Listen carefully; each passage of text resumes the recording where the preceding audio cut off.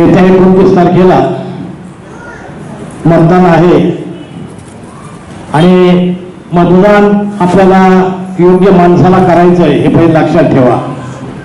आता योग्य माणूस कसा हा प्रश्न महत्वाचा आहे.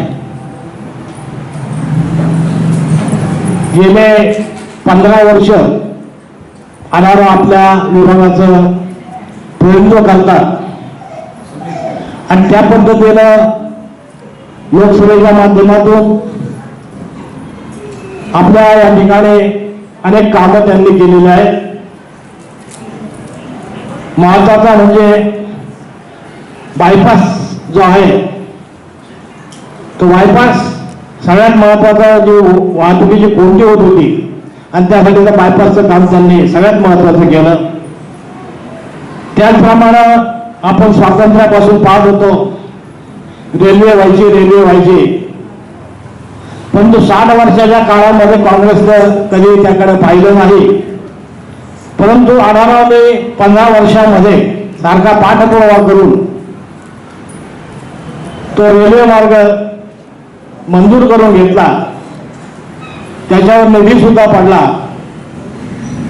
आणि आता पुढच्या 2 वर्षांमध्ये तो रेल्वे मार्ग पुरा झालेला दिसेल आपल्याला. कोकणची रेल्वे धावले जवळजवळ त्याला 22 वर्ष लागली.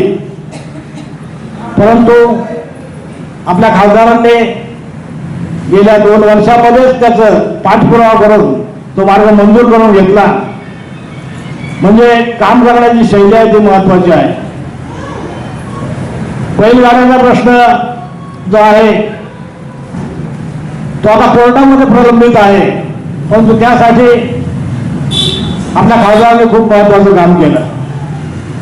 सारखा पाठपुरावा करून तोही प्रश्न लवकरच सुटेल. त्याचप्रमाणे आपल्या नारायणगावचा साठी आपल्या ग्रामपंचायतच्या निवडणुकीच्या वेळी त्यांनी आपल्याला सांगितलं होतं की तो प्रस्ताव मी लवकरच 32 कोटीचा प्रस्ताव तो देणार आहे आणि त्याप्रमाणे त्यांनी तो दिलाय.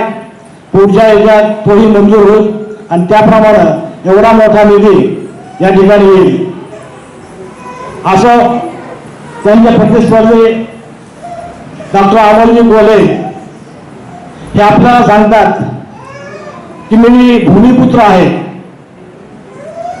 परंतु भूमिपुत्र असताना या नारायणगावसाठी काय केलं त्यांनी हा सगळ्यात महत्वाचा प्रश्न आहे.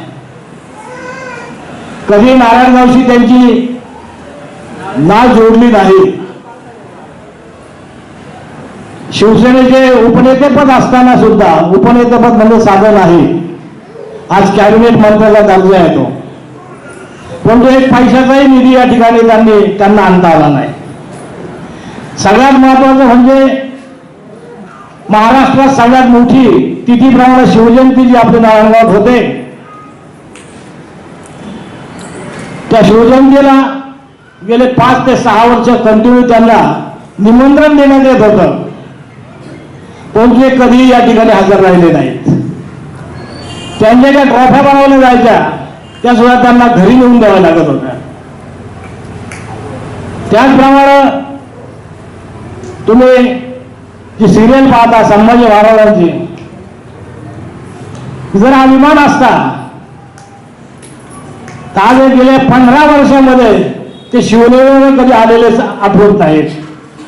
त्यामुळं फक्त हा व्यवसाय म्हणून ते करतायत आणि त्यामुळं नारायणगावने लक्षात ठेवायचं की त्या माणसाशी आपल्या नारायणगावच्या संबंधात थोडाही जर त्यांना जर त्या हे नाहीये आपुलकी नाही तर त्यांना आपण मतदान का करायचं. हा व्यवसाय आहे. नाना पाटेकर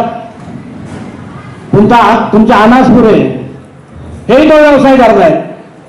म्हणजे सामाजिक बांधिलकी म्हणून त्यांनी पाणी अडवा पाणी जिरवा या संकल्पनेतून अनेक ठिकाणी अनेक गावांमध्ये ती कामं केली. यांनी कधी ते सामाजिक कार्य केलेलं दिसत नाही.